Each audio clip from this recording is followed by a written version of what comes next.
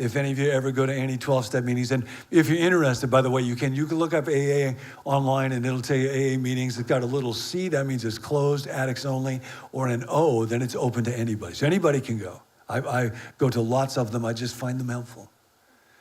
And they generally meet in church basements or places like that, on uncomfortable metal folding chairs, no pads, with bad coffee and stale cookies, because they're kind of messy people, and they feel more comfortable in messy rooms. They're basement people. And they have a saying, they have a million sayings in AA to try to make it real sticky. Kind of like Jesus did when he would teach, because it's life or death stuff. And one of those sayings in AA, they'll say, when you go to church, you can go upstairs and hear about miracles, or you can come downstairs and watch them. And that's kind of sobering for people who do what I do for a living. And so part of why I'm so excited about Hue, and I love about it, is that it wants to be kind of a basement kind of a church. So it's not just heaven upon earth, it's heaven way down in the basement. You know, because then we just come in real messy ways with just, I have a friend named Mike who's part of that community, and he says, in the 12-step world, the worse your story, the warmer your welcome. Now, who does that sound like? That's kind of like Jesus. So, what I want to do is to make, this time kind of like a 12-step meeting. Go downstairs, be a basement kind of a meeting. So I'll just start with this. My name is John. I'm a sinner.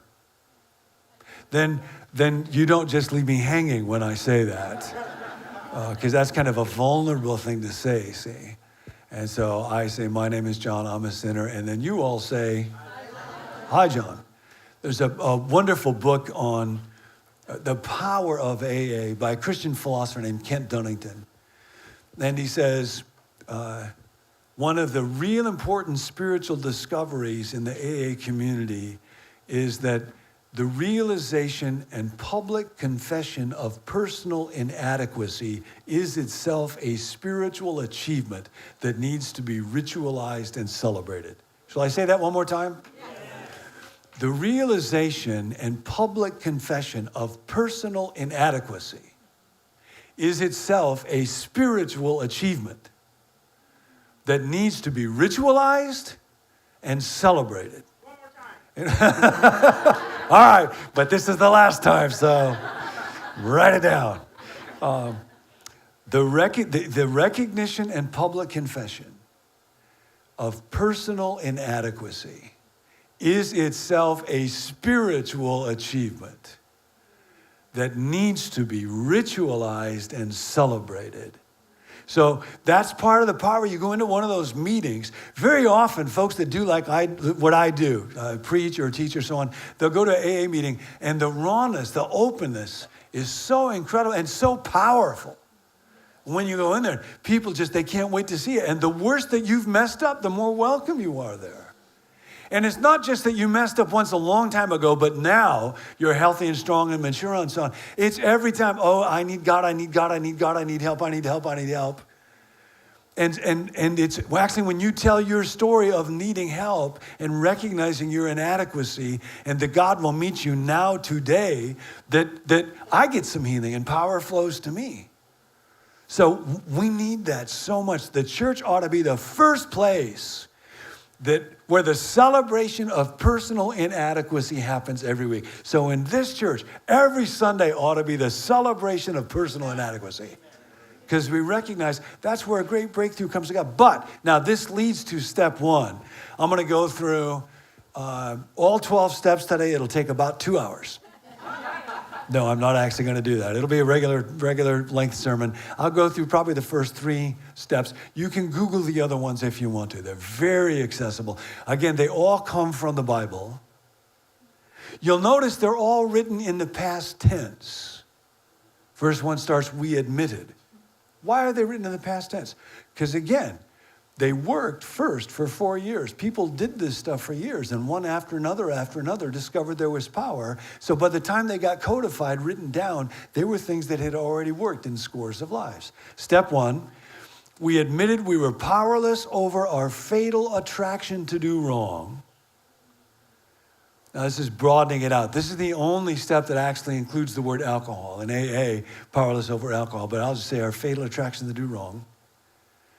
And our lives had become unmanageable. So the reason I do what I don't want to do, according to Paul's analysis a long time ago, is something called sin. And that's a word, unfortunately, has a lot of baggage. A lot of people, when they hear that, it sounds Victorian, outmoded, old-fashioned, superficial, or trivial, or arbitrary rules that religion uses to restrict people's freedom. So just real quickly on that one, best definition I know of sin. A guy named Neil Plantinga writes about this. There is a way that life is supposed to be in this world. We were meant for flourishing. Creation, the earth should flourish, family should flourish, you should flourish. The old Hebrew word to describe that kind of flourishing is shalom. If you've ever heard that word. It often is translated peace, but really it's much deeper than that. The harmonious interweaving of God and people and creation. So sin is when that gets violated. Sin is the violation of shalom. Sin, Plantinga says, is the culpable violation of shalom. It's not just that I violate it by accident or unintentionally. There's some part of me that is accountable for doing this. And that's, when you talk about our problem, that's the ultimate human problem. That's why I do what I don't want to do. So the place that I start is kind of interesting. It's not what people very often think about when they think about church. Often people think church will just be a place where they tell you, try harder. You got to try harder to be nice, try harder to be good, try harder to be honest, try harder to be generous, try harder not to say bad things, try harder to follow Jesus or so on. No. The first step is not to try harder to fix anything. And again, that's where addiction is this amazing, strange, dark gift. One of the things God says is, my power is made perfect, my strength is made perfect in weakness. And there are discoveries that I think the 12-step community has to offer the whole human race, including the church. And one of them is this. There are some things willpower is okay for. You can do some things by willpower, but we're all up against the force where willpower is not going to cut it. And alcohol and addiction shows that in high definition. So the place to start is to let my ego and my pride and my self-sufficiency and my enormous IQ and all that I can do through technology and just say, I can't. I can't be that man. And none of us want to do that because none of us wants to be weak. And years ago, early on in our marriage, Nancy and I were watching a movie that she had chosen. And it stars action kind of star by the name of Sylvester Stallone, if anybody remembers that name. And it was set in the mountains, so everybody's wearing parkas all through this movie, except for Stallone, who for some reason cannot keep his shirt on. And scene after scene, he's dangling from ropes, no shirt on, just this tremendous torso, muscles, biceps, triceps, rippling off the screen. And it's a true story. My wife looked at him finally, and then she looked over at me. And then she looked at him, and then she looked at me, and then she said to me, I've just never been attracted to well-built men. And I looked for the compliment that I knew was lurking underneath the surface, but it lurked too far down. I could never find it. Now, here's the deal. I don't want to feel weak. But the reality is, in real important ways, I am weak. And that's what Paul is naming. And that's what, in that wonderful text that we were reading together, holy, holy, holy, from Isaiah 6, in the year that King Uzziah died, Isaiah goes directly from that to a statement where he says, woe is me, for I am a man of unclean lips. Now, what does it mean to have unclean lips? Well, it means that you say things that you shouldn't say. Anybody here ever lie? I was driving years ago when our kids were real little, and one of our children had done something wrong, and I knew it, and my wife knew it. We had circumstantial evidence, but we didn't have a videotape. And she was protesting her innocence. And I said, I don't believe you. I know you did this. And she said to me with great hurt innocence, oh, Daddy, you don't think I'd lie, do you? And initially, my first response was I was going to say, oh, no, I know. And then I thought, of course I think you'd lie. Everybody I know lies. I lie. Your mom lies, that's for sure. I was like, how often does deceit, flattery, intimidation, hype, self-promotion, cruelty, you listen to our words, gossip. We go to therapists to try to figure out what's really happening inside me, because none of us really knows what's inside of us, and all that stuff leaks out of us. See, that comment that Isaiah made is so deep and whoa. The problem with our world is we dwell in the midst of a people of unclean lips. And we can't change that with our own willpower. We don't even know what all is inside of us. In AA, one of the discoveries that they have made is that the more deeply you feel the pain of your powerlessness, the better off you will be as you seek to do the 12 steps. So this first step is something, and it's very interesting. Very often it's people who have felt the pain of a messed up life. Deep addiction or betrayal or grief or humiliation or failure, job loss, divorce, prison, humiliation, who become so desperate for help that they'll just do anything to get it, and then they find it. I was talking to one man about the 12 steps who's taught in them for a long time. And he was saying he regards the 12 steps kind of as wisdom tradition. Most religions are a wisdom tradition. Ancient Greek philosophy was a wisdom tradition, trying to help people to live better lives. And he said, the problem with most wisdom traditions, most churches, most religions, is that they offer a wimpy step one. And he said, as long as you have a wimpy step one, you will have a wimpy steps 2 through 12. In other words, part of that discovery is when I really deeply feel I am powerless against this and my life is unmanageable and I need help, then I'm motivated to pursue the next 11 steps with a lot of intensity and get in touch with that other power and the possibility of change. And it's striking, if you do ever look at Jesus and his life and story, over and over what you'll see is stories that will contrast somebody with a real powerful step one and somebody with a real wimpy step one. So the woman caught in adultery, and then the people that were going to stone her. Or if you know the story of the prodigal son, there's a prodigal son eaten out of a pig trough, desperately needs help. And then his elder brother, he thinks he's doing pretty good. Or there's a religious leader, a Pharisee, goes to the synagogue and prays. He thinks he's doing pretty good. Then a tax collector beats he knows he's in big trouble. Over and over you see this.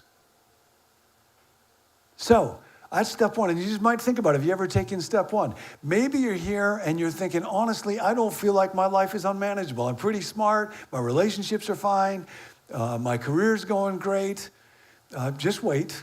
Life will catch up. Maybe you need a difficult person in your life that you cannot manage to help you learn that you are not as in control as you think you are. And the good news is, Hue keeps a list of difficult people in the office. And if you ask, they will assign one to you so you can discover your unmanageability. But maybe you're here today and you feel weak and beaten and desperate for God, and I want to tell you, he's closer than you think. There was a wonderful Christian thinker, writer, philosophy for many years at USC. I was talking to somebody about him just a few minutes ago, named Dallas Willard. And one of the things Dallas would often say about God is, God's address is at the end of your rope. That's just another way of saying this is just wisdom. Every one of us gets stuck doing things that we don't want to do, being the person that we don't want to be, not being the person that we want to be. And the beginning of wisdom is, I can't. I need help. And then that actually leads to the second step. So the first step feels very hopeless. That's because it's very hopeless. But the second step is the step of hope. Came to believe that a power greater than ourselves could restore us to sanity.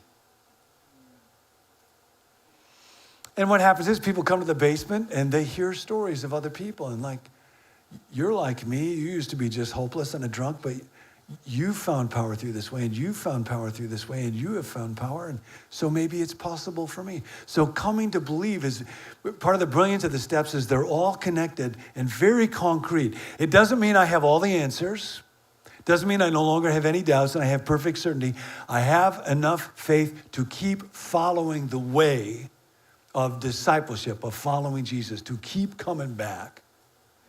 You ever go to an AA meeting, at the end of it, they might say a serenity prayer or the Lord's Prayer. Then they look each other in the eye, and what they say is, keep coming back. It works if you work it. And they know this is a life or death deal. They've had friends, people that they love, that stop coming back and they die. They drink and die. And that idea of it works in AA, they got it from the book of James. They love the book of James, faith without works. So that's why we come here. And I want to read for you a statement. This is from the Apostle Paul about the power of this God that Jesus talks about. And just think about these words. I'll marinate in them a little bit because sometimes people just can just skim over what the Bible says without realizing someone's thought deeply about this. So here's what Paul said.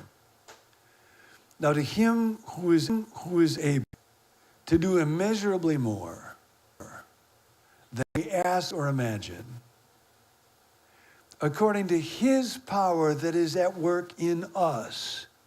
This is not me, this is his power. To him be glory in the church and in Jesus Christ.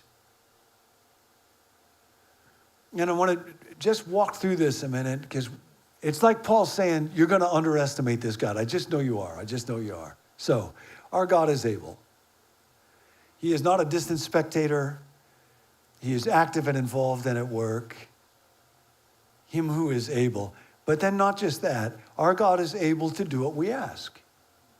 Not a vending machine, but he is capable of answering prayer. Not just that, he is able to do what we ask or imagine. He is not able just to do the stuff that we ask about. He's able to do the stuff we dream about, but don't even think to ask. Not just that. He's not just able to do most of what we ask or imagine. He is able to do all we can ask. No. He's bigger than that. He is able to do more than all. He's bigger than that. He's not able to do just a little bit more. He is able to do immeasurably more. Paul actually makes a word up here. Exceedingly abundantly more than all we could ask or imagine. So it's like we will not cry out to help for a God that we don't believe is able. And both the writers of Scripture and millions of transformed people have come to this conclusion. He is able to say, let there be light, and there is light. He's able to calm a storm by saying, peace be still. He's able to begin a movement that goes on to this day by having an old couple, Abraham and Sarah, give birth to a child. He's able to provide manna in the morning, water from a dry rock. He can feed 5,000 people with a few loaves and fish. He is able to deliver people from impossible situations, fiery furnaces, and lions' dens, and kings' homicidal rages. Not just that, none of his power has diminished. Jesus Christ is the same yesterday, today, and forever. He is able to make hopeless alcoholics become sober. I have seen it happen. He is able to take prisoners that are filled with hate and make them into inspirational examples of love for other people. He's able to take suicidally despairing people who were just without hope from when they were 9 years old and use them to comfort and inspire others. He's able to inspire sin, to forgive sin, able to give purpose, able to heal shame, able to supply hope. Next week you will gather to celebrate. He is able to raise Jesus of Nazareth from the dead and promise a resurrection to this sorry, dark world. Our God is able. That's the second step. Came to believe. Our God is able. And, maybe that's where you would be today. Maybe you're ready to take that step of, I believe, not perfectly, not without doubt, not without question, but enough to follow, and then that leads to this next step. The first two steps we take with our mind. Admit it. I'm powerless in really significant ways. I cannot do it myself. And then the second step, came to believe there is a power greater than me. And then that leads to the third step. If that's the case, if I need help and there is someone to reach out to, then the third step is made the decision. This is an act of the will. And this might be your day for this. Made the decision to turn our will and our lives over to the care of God as we understood him. And again, this comes right out of the teaching of Jesus, right out of the scripture. Mark chapter 8, the Gospel of Mark, Jesus says, whoever wants to be my disciple, and that just means my student or my follower. Apprentice is a real good translation for it. If you apprentice to somebody, you're going to be with them to learn from how to be like them, how to do what they do. Whoever wants to be my apprentice must deny themselves, take up their cross, and follow me. For whoever wants to save their life, if I put my ego and desire on the throne, it will inevitably betray me. They will lose it. But whoever loses their life for me, now, to lose my life simply means I will no longer make gratifying my desires my ultimate goal. That's what it means to lose my life. I will hand over my life and my will to what is good and beautiful and noble and true, which of course is rooted in God and in Jesus. And there is the salvation of life. Now, again, in our culture, this seems very counterintuitive. Our culture says, you can do it. You got to believe in yourself. You got this. Step one says, no. I don't got this. This got me. And then this third step is, you're in charge. You be in control. Because if you're going to be weak and dependent. But the strange thing is, for people who take this step, they discover that actually the more I depend on God, the more independent I am in my life. The more I depend on God for security, the less I have to depend on money or finances or the economy or the stock market. Anybody notice the stock market was a little up and down this last week? Yeah. Like if that's the foundation of my life, the more I depend on God for my worth, the less I have to depend on how attractive am I to other people? The more I depend on God for my confidence, the less I have to depend on other people's approval for how life is going. How do people think I'm doing? How's this talk going, by the way? Is this talk going okay? Or is this talk? The more we depend on God for our future, the less I have to depend on my health or my ultimate death. When I fully surrender to the one true God, that's where the freedom is. That's why Jesus said what he did about if you sin, if you make gratifying whatever desire, you put your ego on your throne, you become a slave to success, workaholism, approval, pleasure, safety. We're just that way. We are finite beings with an infinite hunger. But when I surrender it to God, then that's where the victory comes, and that's where freedom comes. And then God will introduce himself to you. If you're wondering about who is this God, when you get on this journey, this is not a human journey, and God will respond to you. Years ago, I grew up in Rockford, Illinois, and when I was in grad school, I ended up going to the church ministry. When I was in grad school, I went to get my hair cut. There's a guy named Jim that was cutting my hair, and he was asking what I was doing, and so I was telling him, and he was really interested. He had a lot of questions about God and faith, and does this make any sense? And so we had a long conversation. My folks lived in Rockford at that time, and I told them they lead a Bible study in town. And afterwards, I was talking to my mom, because she got her hair done by Jim's wife, Pam. And I said, Mom, next time you get your hair done, you should talk to Pam about God, because they're really interested. And my mom said, no, I've known Pam for years. She is leading a very unfaith-based life. She cycled through a lot of marriages. She is not interested in God at all. And I said, well, you ought to talk to her. So the next time she went in to get her hair done, she's sitting in the chair, and she remembers our conversation, but she does not want to talk to God, Pam, about God. So she said a little prayer. She said, God, I don't want to talk to Pam about you. If you want me to talk to Pam about you, you have to give me a sign. Pam's true story. Pam walked up to my mom and said, Kathy, I understand you and your husband John lead a Bible study. Would it be okay if Jim and I came to it? My mother took that as a sign. And they began a conversation, and then she learned about Pam's journey. Everybody's got a journey when it comes to God. I don't know what yours is. Everybody's got one. And for Pam, it had been real confusing. She grew up in a family where one parent was Jewish and one was Catholic. So one would take her to synagogue, and then when she got home, the other parent would make her say a rosary to ask forgiveness for going to synagogue. So, the whole God thing was very, very off-putting to her. She started drinking when she was a teenager, said she could drink any man she knew under a table, cycled in and out of 5 marriages, eventually got into AA and got sober. But when she got to step 3, made the decision to turn our lives and our will over to the care of God, she did not want to use the God word. So she said, you can do this in AA, I will call my higher power Ralph. I will turn my life and my will over to the care of Ralph. And that was not working real great for her. Did that for several years, and she was still sober, but kind of white-knuckling it, and relational, emotional problems. She went to an AA meeting one time, and there was a guy who stood up to share, and he smelled really bad, and his speech was slurred. He was still drunk. He had been vomiting.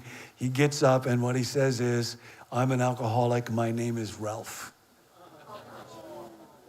And Pam said, it was like a knife went through her heart, and she said, that's not my God. And so she began to pray, God, would you introduce yourself to me? Would you help me find you? Because it can't be that.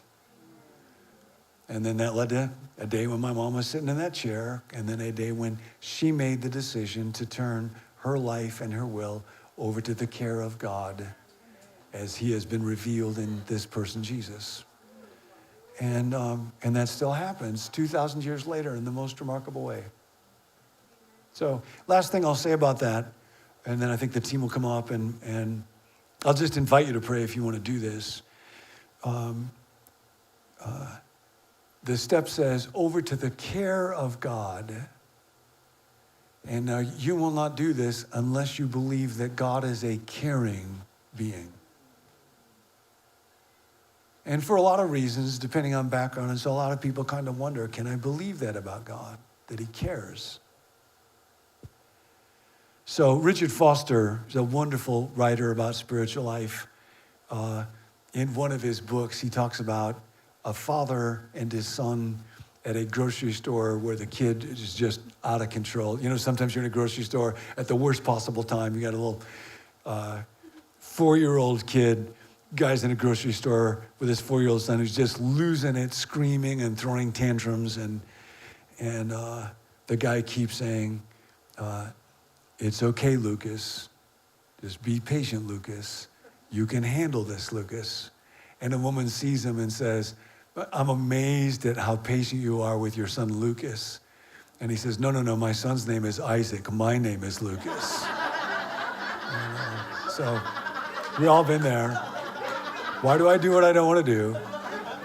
So Richard writes about a father who's having a problem like that with his kid, and nothing is solving him. It'll be okay, get you a treat, be quiet, all that stuff.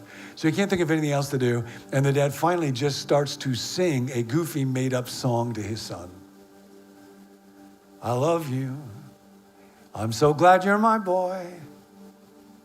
I'm so grateful God let me be your father. I love your face. I love your voice. And his son gets real quiet, and his eyes get real big, and his body gets real still. And his dad walks him all the way out to the parking lot, puts him in his little car seat, and his son throws out his arms and says, "Sing it to me again, Daddy." And now that's deep need of the human heart. Is there anybody who loves me?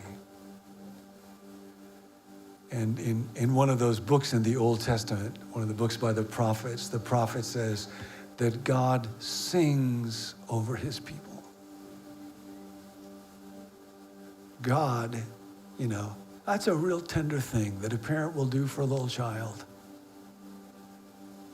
It's kind of vulnerable, and we often either never do it or only do it in a real intimate setting. And the idea is that God's love for you is so profoundly intimate and vulnerable that a parent singing to a little beloved child is just a shadow of it. So that's the God that Jesus came to tell us about, and that people now for a few thousands of years have made the decision to turn their life and their will over to him. I was speaking to church in Chicago 2 weeks ago. A man came up to me after the service and he said, "I've been a militant atheist for 18 years, but today I want to turn my life over to Jesus." And that can happen. He'd been on a long journey. And so there's no pressure at all, needs not to be a pressured thing. Maybe you have more questions to ask or farther to go. Maybe you've already done this. You just want to thank God. But maybe you've never been real clear on this, and you'd like to get real clear today on it. So I'll invite you, just bow your heads for a moment, if you would. Close your eyes.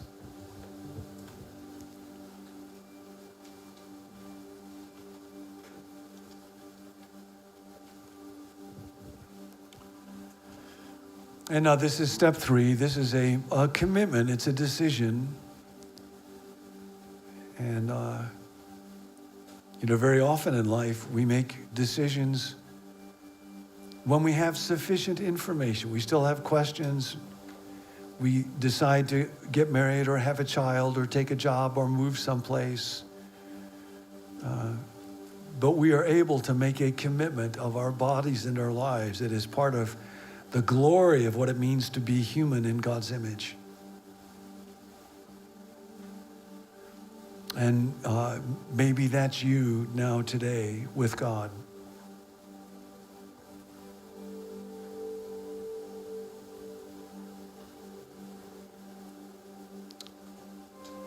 So if it is, I'd invite you to pray these words in your heart as I pray them out loud. Dear God, I am not able to be the person I want to be.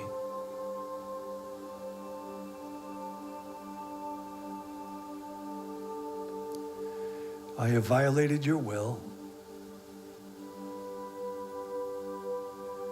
I have messed up and sinned.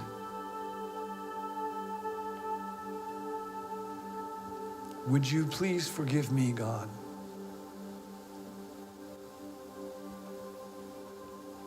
And I now turn my will and my life over to you. Through my friend Jesus Christ, through his death on the cross and his resurrection. And as you help me, I will be a follower of Jesus from this day forth. I pray this in Jesus' name. Amen. Now, if you've done that, This is a church that would love to help you. So there's a little connect card, and there's a place for you to indicate on that card that I have made the decision to follow Jesus. And I would encourage you to hand that card in, and then they would love to help you. Let somebody know if you've made this decision or if you're on that road. In AA circles, they will often summarize the first 3 steps with just 3 phrases. And they go like this: I can't, I'm powerless, my life's unmanageable, I can't, he can, came to believe in a power greater than ourselves. And then, I think I'll let him. Made a decision to turn my life and will over to the care of God. I can't, he can, I think I'll let him. So if somebody asks you, what was the sermon about at church today? Now you know what to say. I can't, he can, I think I'll let him. Can we just say those 3 phrases out loud? Here we go. I can't, he can, I think I'll let him. God bless you.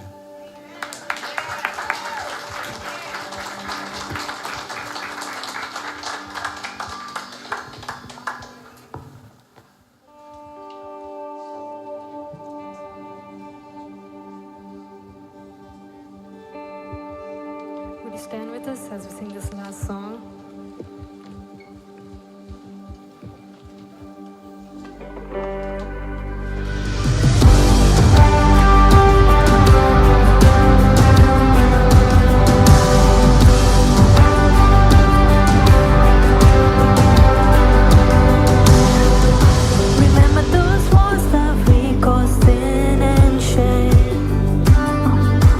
They were like prisons that we couldn't escape.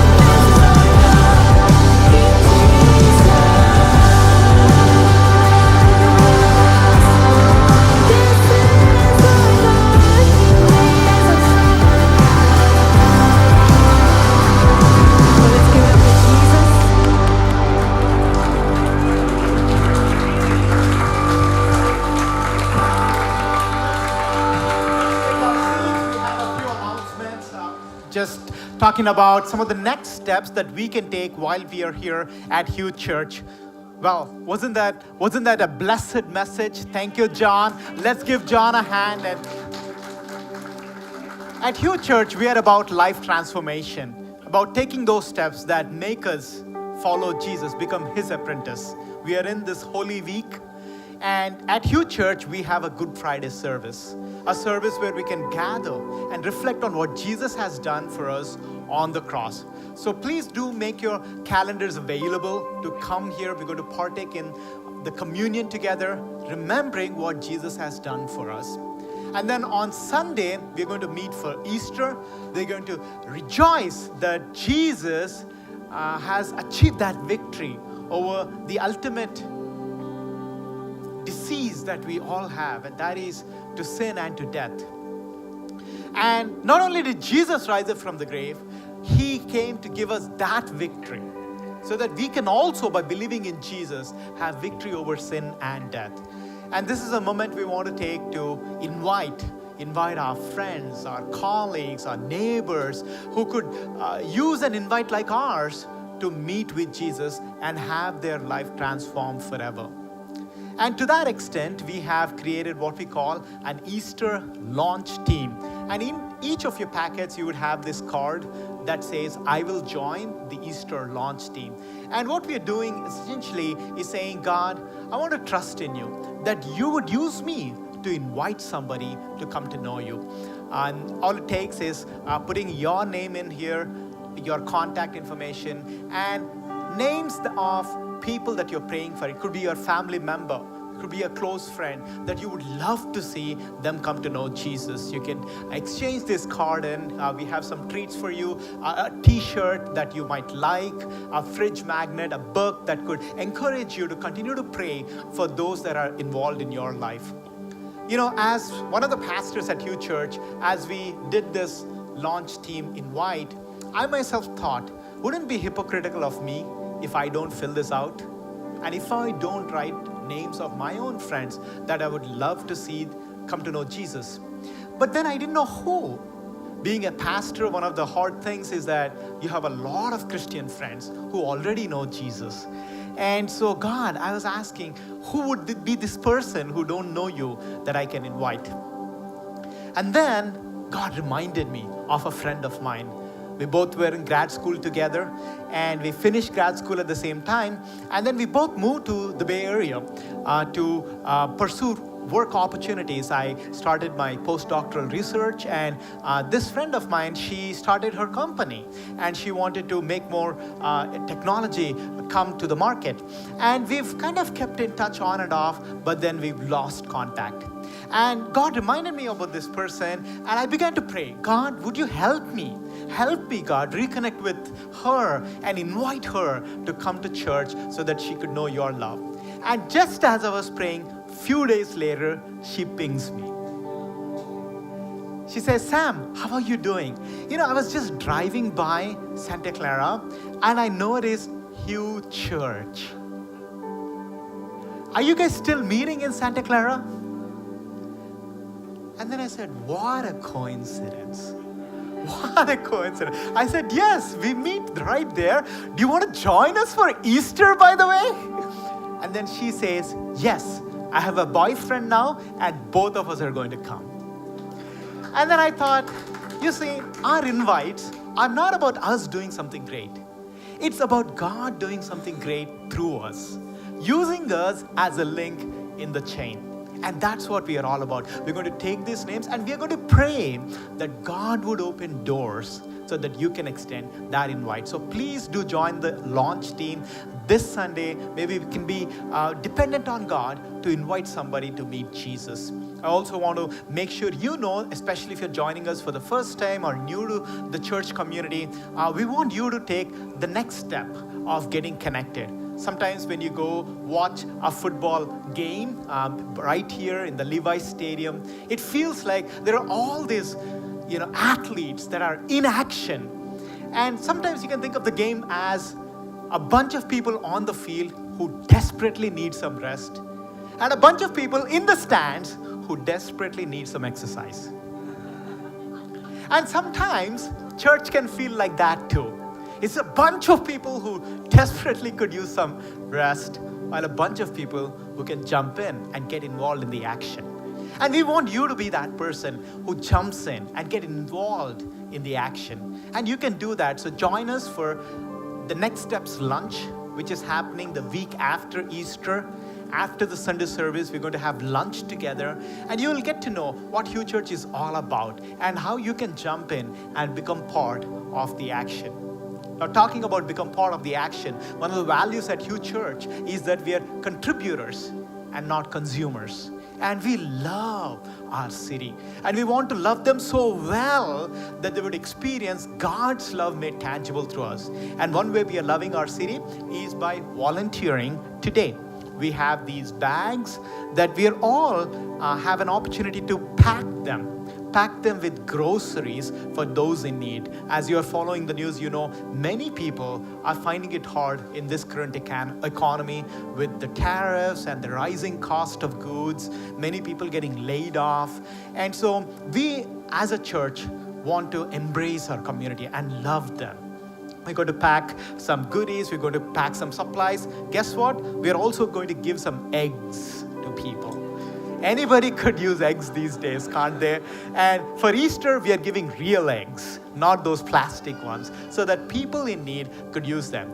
And can I ask you, as you exit to the lobby, grab one of these bags. Help pack these bags with love so that on Easter Sunday, we could bless a few families, a few households.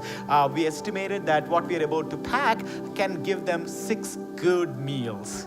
And so they're going to have a good time as we embrace our suffering community around us. So let's take advantage of volunteering today so that on Easter Sunday, we can bless the community around us. And speaking of volunteering, our next Volunteer Sunday, so today is our Volunteer Sunday. The next Volunteer Sunday is going to come up the week before Mother's Day, May 4th. Once again, we want to bless mothers that are struggling in and around our community. And last but not least, I want to mention, you can get involved in the action. And one way you can get involved in the action is by contributing, by giving your resources. You can give to God through Hue.Church. If you want to make out a donation, you can do that in the giving envelope. You can do that online. All of your donations are tax exempt. And God would use every single dollar you would give to bless the community around us. So God bless you. Happy Palm Sunday. Come out to the lobby. Feel free to pick up a bag, pack some goodies, enjoy the cafe, say hi to John, take some pictures, and have a wonderful celebration today. God bless you all, and we'll see you out here at the lobby. Bye-bye.